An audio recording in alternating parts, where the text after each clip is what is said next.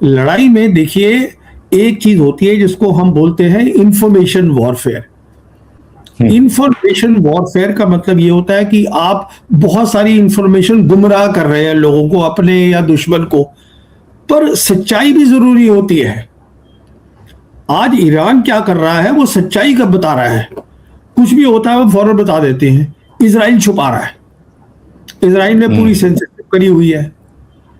तो इससे जब अगर आप दिखाते हैं तो आपको दुनिया को पता चलता है कि ये क्या कर सकता है, क्या इसके साथ हुआ है। तो ये भी एक जरूरी चीज होती है। तो मैं कहने का मतलब ये है, आज जहां तक लड़ाई का ताल्लुक है, पूरी जो रणनीति है, मुझे कोई शक नहीं है कहने का, मतलब I have no hesitation in saying कि ईरान अमेरिका से बहुत आगे है। इसीलिए मैंने 14th डे को ही कह दिया था अपने एक वीडियो में, America has already lost the war. अब हार चुका है। अब देखिए अब दिक्कत शुरू होती है, क्योंकि बड़ी ताकत है, हार गया है पर हार मानेगा नहीं। तो वो जो है लड़ाई को बढ़ाता रहेगा, बढ़ाता रहेगा। और अगर अमेरिका लड़ाई बढ़ाता रहेगा तो वो तो पीछे हटेगा नहीं ईरान। तो इससे क्या होगा, क्योंकि ये एरिया जो है यहां से पूरी दुनिया की एनर्जी चलती है, तेल है, गैस है, फर्टिलाइजर्स है, पेट्रोकेमिकल्स है, सब यहीं से आता है। तो मेरी ये सोच है, ये लड़ाई अगर एक हफ्ता भी और चलेगी, जो चलेगी, तो ये पूरी जो जियोपॉलिटिक्स है मिडिल ईस्ट की नहीं, दुनिया की बदल जाएगी। ये लोग समझ नहीं रहे हैं। ये वो जगह है जहां क्यों दुनिया की बदलेगी, दो बातों के कारण। पहली बात, ये हब है ग्लोबल एनर्जी का, ये जगह पर्शियन गल्फ। और दूसरी क्या है कि पहली बार मल्टीपोलर वर्ल्ड में, जो आज हम जानते हैं बन गई हैं, जहां तीन बड़ी बड़ी ताकतें हैं, अमेरिका है, चाइना है, रशिया है, ये पहली बार है कि एक बड़ी ताकत अमेरिका एक रीजनल ताकत ईरान के साथ जूझ रहा है। यूक्रेन में ये नहीं हुआ है। यूक्रेन में रशिया लड़ाई लड़ रहा है नेटो के साथ, जो अमेरिका है। ये पहली बात। तो इन सब चीजों को बहुत बारीकी से जब आप देखेंगे तो साफ बिल्कुल दिख जाता है कि अमेरिका लड़ाई हार चुका है, पर अमेरिका लड़ाई हार नहीं मानेगा, तो उससे दुनिया की और तबाही होती रहेगी। सर, इसमें न्यूक्लियर के इस्तेमाल की कितनी संभावना आपको लग रही है? क्योंकि ट्रंप के जिस तरह के बयान आते हैं, फ्रैंकली स्पीकिंग मैंने लाइफ में नहीं सोचा था कि कोई अमेरिका का, यूएस का प्रेसिडेंट इस तरह की लैंग्वेज इस्तेमाल करेगा, धमकी की लैंग्वेज, गुंडागर्दी की लैंग्वेज। इजराइल का तो कहना ही नहीं है, इजराइल कुछ भी कर सकता है, and we know it very well कि इजराइल के पास भी एटॉमिक पावर है। हालांकि ट्रंप ने कल कहा कि Israel won't use atomic bomb. कितनी संभावना है इस बात की कि इसमें ये बात न्यूक्लियर तक जा सकता है? देखिए, इसमें ऐसा है कि अगर एक मुल्क जिसने कभी न्यूक्लियर वेपन इस्तेमाल करे हैं तो वो अमेरिका है। अमेरिका जी। और एक मुल्क जो बिल्कुल अपने आप को बता चुका है कि मैं दुनिया की सबसे बड़ी ताकत हूं, वो अमेरिका है। और किसी ने तो ऐसा ऐलान नहीं किया। उनके प्रेसिडेंट ट्रंप रोज ऐलान करते हैं कि my military is the best military, मैं सबसे बड़ा हूं, सबसे बड़ा हूं। तो ये है, ये हो गई बात। अब सवाल ये होता है कि साथ में वहां के लोग ये भी जानते हैं कि अगर न्यूक्लियर वेपन चलेंगे तो रिटेलिएशन तो आएगा। ईरान का ना है, ईरान के बैकर्स हैं। जैसे कि आज नॉर्थ कोरिया है, उनके जो लीडर हैं वो तो खुलेआम कह रहे हैं कि अगर मेरी मदद ईरान मांगेगा, मैं बैलिस्टिक मिसाइल पे दूंगा, न्यूक्लियर में दूंगा। और वो कर सकते हैं। और उनके पास बैलिस्टिक मिसाइल है जो कि जाएंगी अमेरिका तक। बिल्कुल। कहने का मतलब ये होता है कि न्यूक्लियर वेपन से अगर दूर रहे अमेरिका तो बेहतर है। जब ये जंग चल रही है यूक्रेन की, मुझे तो शक था ही नहीं कभी कि रशिया जो है कभी भी इस्तेमाल या धमकी देगा। रशिया ने जो या नहीं, रशिया ने सिर्फ ये कहा कि अपनी हम न्यूक्लियर पॉलिसी रिव्यू कर रहे हैं। तो उन्होंने अपने कुछ जो है वो बेलारूस वगैरह में कर दिया, वो सब दूसरी बातें हैं। फिलहाल जो हम बात कर रहे हैं, तो कहने का मतलब ये है, इसमें कोई शक नहीं है कि अगर कोई इस्तेमाल कर सकता है देश तो वो ये है। पर क्यों इस्तेमाल नहीं करेगा, उसका कारण भी यही है कि आज पॉपुलैरिटी जो है अमेरिका की बहुत ज्यादा नीचे आ चुकी है। लोग खुलेआम वहां बोल रहे हैं ये हम क्यों लड़ाई लड़ रहे हैं जो हमारी नहीं है। तेल की और उनके ऑयल गैस की और फूड के प्राइसेस बढ़ गए हैं। तो कहने का मतलब ये है कि न्यूक्लियर वेपन अगर बाहर रहे इस इक्वेशन में तो बेहतर रहेगा, क्योंकि इसमें बहुत, इस लड़ाई जो है ये मिलिट्री लड़ाई नहीं है, इसमें बहुत सारे मुद्दे जुड़े हुए हैं।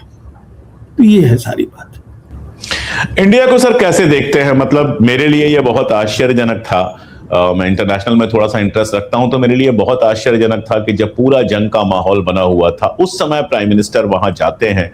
कुछ एक आध एक्स डिप्लोमेट फ्रेंड्स हैं, उनसे मैंने बात की तो उन्होंने कहा कि देखो अशोक, कोई डिप्लोमेट इस समय यह सलाह नहीं देगा कि आप मिडिल ईस्ट में जाओ और किसी भी कंट्री, यहां तक कि ईरान या इजराइल, किसी के साथ जाकर ऐसे उनके नेसेट से या संसद के अंदर से ये कहो कि हम तुम्हारे साथ हैं। ये सब बातें फोन पे हो जाया करती हैं, ये सब बातें बैक चैनल से हो जाया करती हैं। फ्रंट में जंग के टाइम में दुनिया में ऐसा एग्जांपल नहीं है कि इतनी इंपॉर्टेंट कंट्री का प्राइम मिनिस्टर कहीं जाए और इस तरह की घोषणा करे।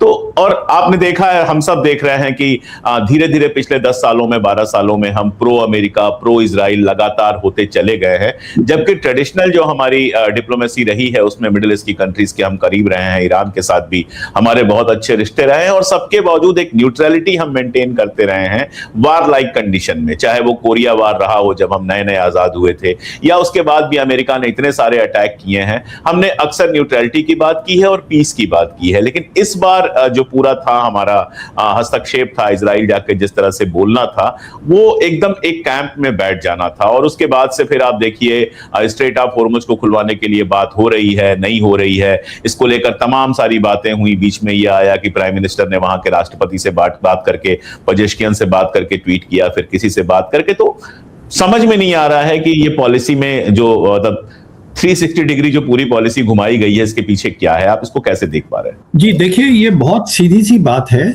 और बात ये है कि क्या होता है जंग के अंदर, अगर आप जंग में कोई एक साइड ले लेते हैं तो आप जंग का हिस्सा बन जाते हैं।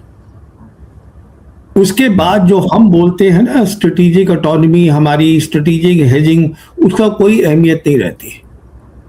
हमने क्या किया है अपने वक्त के साथ, जब से मोदी सरकार आई है, हमने पूरी एक साइड ले ली है। और एक साइड का जो लास्ट जिसे कहते हैं ना, वो straw on the camel's back, वो था प्रधानमंत्री का 25 फरवरी को इजराइल जाना जी। तो हमने जब ये साइड ले ली तो हम जंग का हिस्सा बन गए, बात खत्म हो गई, तो हमारा रोल खत्म हो चुका है उसके बाद।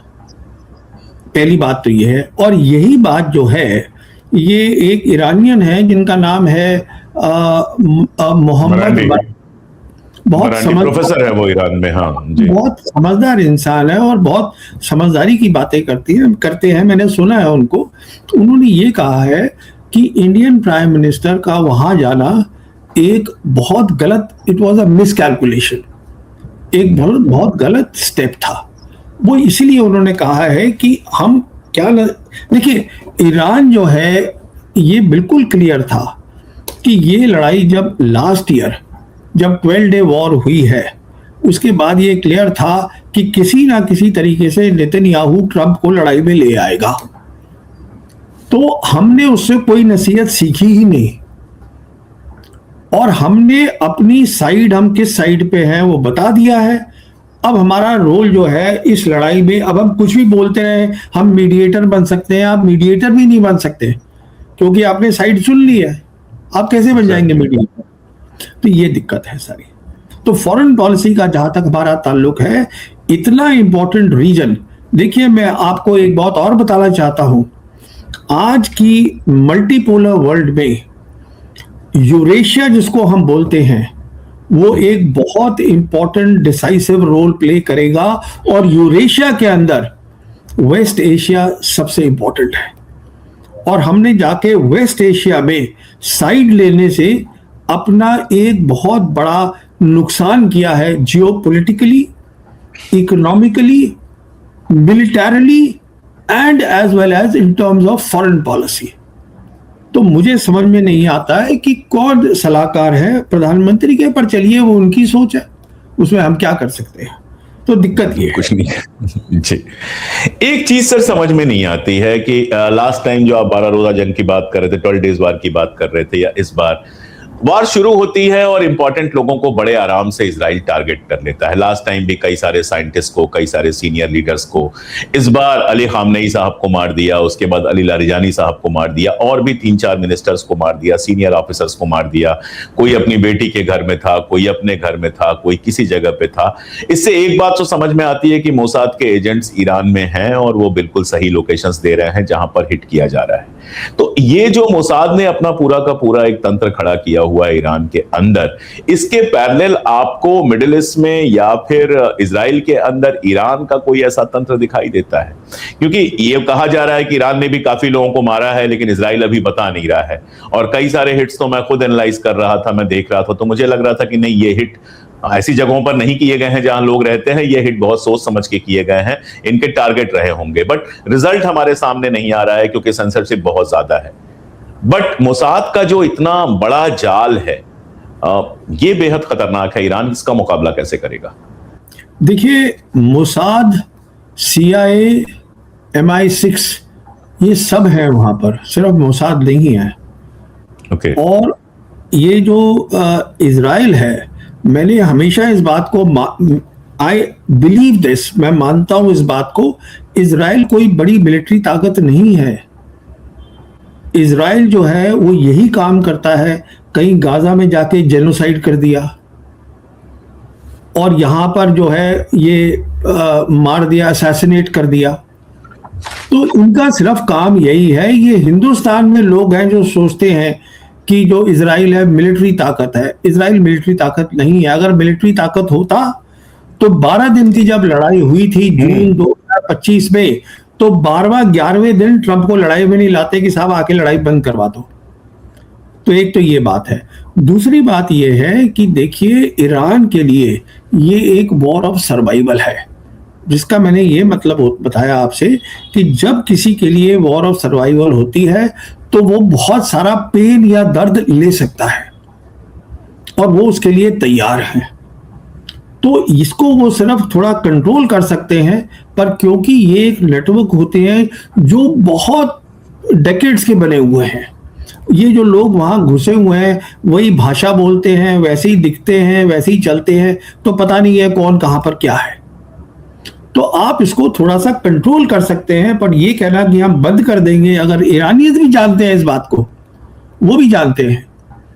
तो बात यह है कि ये इनकी एक खासियत है इजराइलीज की, और इनकी मुझे कोई खास खासियत नहीं दिखती। बाकी ये जो है, ये अब आप देख लीजिए, नेतन्याहू खुद, अभी तो मालूम नहीं है कि वो जिंदा भी है कि नहीं है, वो भी कोई कंफर्म नहीं कर रहा है। बट जो भी है वो जिंदा है या नहीं है, वो तो करार कर दिए गए ना, वो from the international court of justice he has been. हाँ, एग्जैक्टली, हम जानते ही हैं इस बात को। तो ये देखिए, ये जो इजराइल है वो बस ऐसा ही है। इसका हम देखिए, हमने भी जब 1993 में इनसे डिप्लोमेटिक रिलेशंस किए थे, 1992 था मेरे ख्याल में, जब नरसिम्हा राव की सरकार, हाँ 1992 में किए थे, मुझे याद है। उस समय मैंने ये स्टोरी ब्रेक करी थी टाइम्स ऑफ इंडिया के लिए।